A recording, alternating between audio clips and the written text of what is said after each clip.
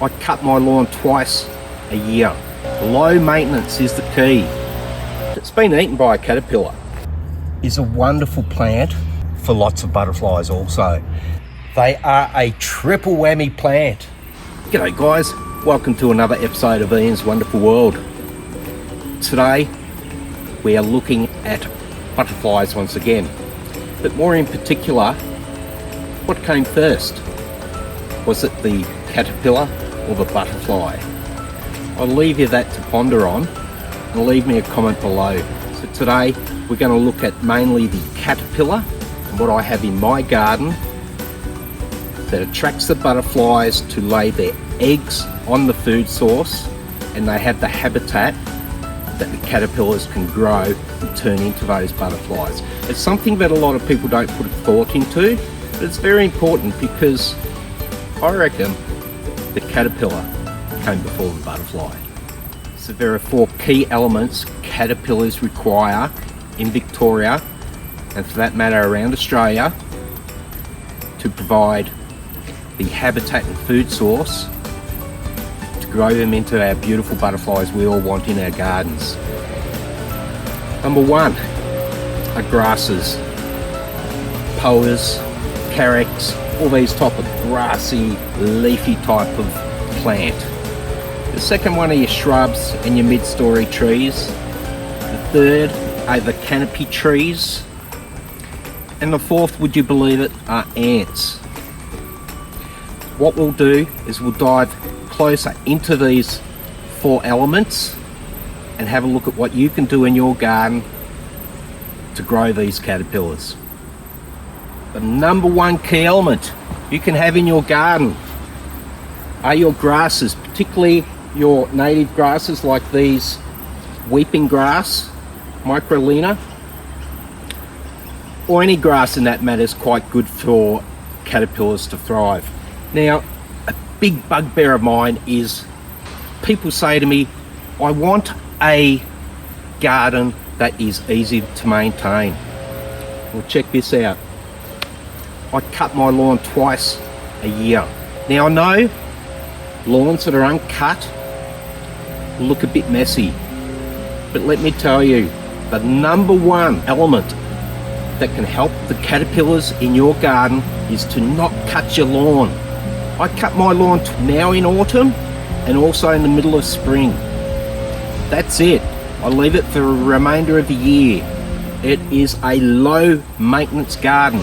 Now if you're not happy with that, cut around your garden beds, keep the lawn short around there, cut in your pathways, that's great.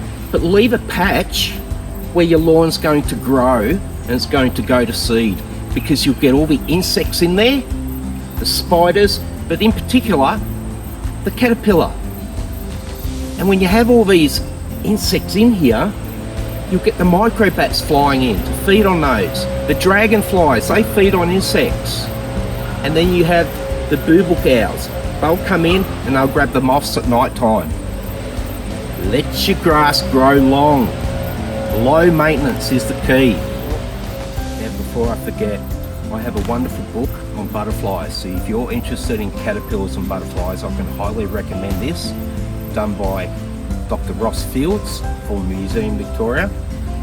But I also have a pamphlet here on the types of plants that are suitable for butterflies and caterpillars, and what it tells you is if the plant is suitable for nectar or if it's a food source for caterpillars. And I'll place a link below to this actual pamphlet.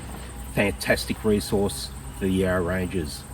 And let's wander through my garden and take a look at the varied plants that I have for the development of caterpillars. Come along. So this is a great example of where I've cut my pathway, and I've kept my main lawn areas growing, let them grow long. And you also see here with the yellow flowers, that will attract the butterflies in also. So they've got a nectar source, and they've also got the grass source for the caterpillar.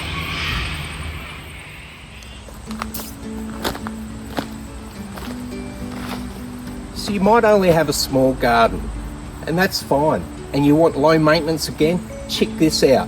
We have the Lemandra longifolia, the spiny mat rush. And here you can see the tip of a leaf has disappeared. It's been eaten by a caterpillar. Then you have the Poarenciformis, the Garnia. Check out this bone. Absolutely beautiful. The red saw sedge. Now, not only is this a wonderful area for caterpillars, but it's also an area that the insects love, and particularly frogs. Now, it's on a slope, but with massive plantings, you can reduce your maintenance by less weeding. In fact, it's very rare that I get in here and weed at all, because the native plants are just smothering the ground cover. And we also have other ground covers through here, such as the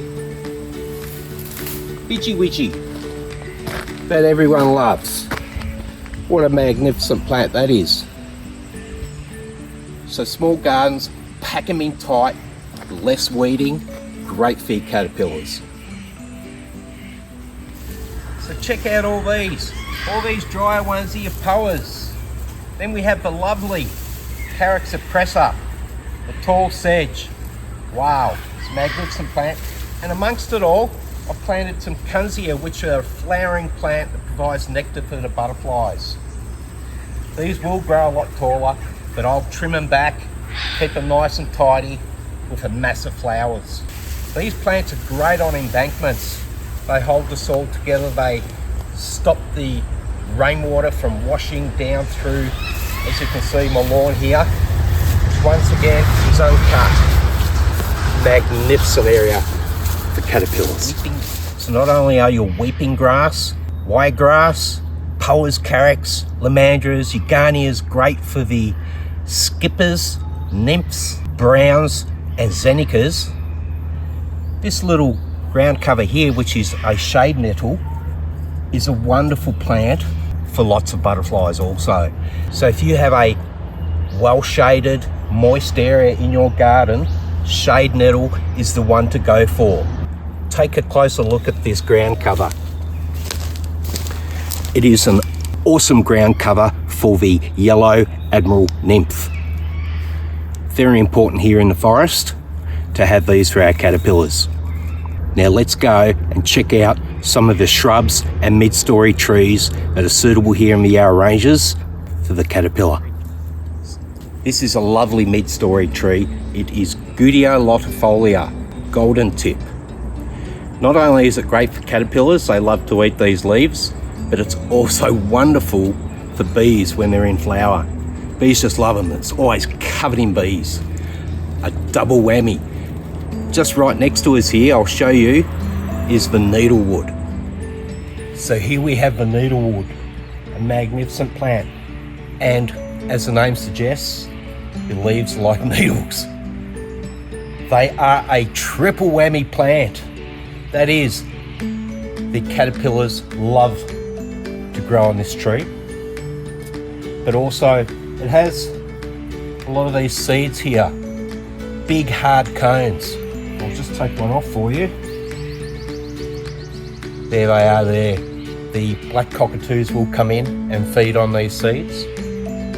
But also, as you can see here, I've planted 1, 2, one below us, 3 there.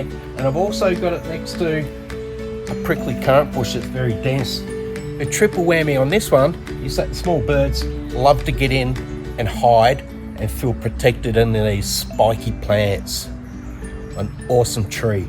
And they have magnificent flowers that grow along the stems. Awesome. A little bit more difficult to film, but this is a small tree, the Hazel Pomaderus. And while I think of it, the Austral indigo is also a great one for caterpillars.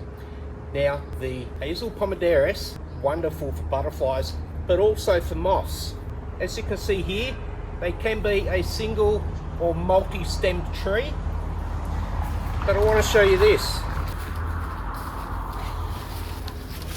And these are the holes made by the larvae of the caterpillar of the geometric moth. But they also are a food source for the caterpillar of the yellow spot jewel butterfly. a magnificent tree for damp, wet, shady areas here on the Yarra Ranges. You can't go wrong. Now let's talk canopy trees. If you have space in your garden for a canopy tree, you might not have space for one of these babies. The mountain ash grow to 85 plus metres. And just behind it, that guy right there is your blackwood. Also a magnificent canopy tree for the caterpillar. Let's go take a look at a couple more. So apart from the southern sassafras tree that I have spoken about in previous vlogs that attracts the Maclay's butterfly, the other canopy tree in my garden is the magnificent silver wattle. I just love this tree. Not only is it great for caterpillars, but there are borers in there. The parrots come in and eat the borers. The flowers that it produces are fabulous for your bees and also for your sugar gliders. The parrots will come in, they'll eat the seeds. The boobook owls, I've had 4 boobook owls in this one tree. If you have room for a silver wattle, you can't go past this baby. It's in my top 3. Last but not least, while we're speaking about the silver wattle, if there's one tree you can put in your garden, put in an acacia species, a wattle. Wattles all over Australia are fantastic for caterpillars. Just put it in any wattle, put in 3 or 4 at a time, make it a mass area, and the butterflies are likely to come and use that spot. Now for the Yarra Ranges, my top tip would be a sweet Bassaria. That is the Bassaria spinosa, a magnificent small tree for the Yarra Ranges. And not only is it a food source for the caterpillar, but when it flowers, it's a magnificent food source for the butterfly. I hope you've enjoyed it.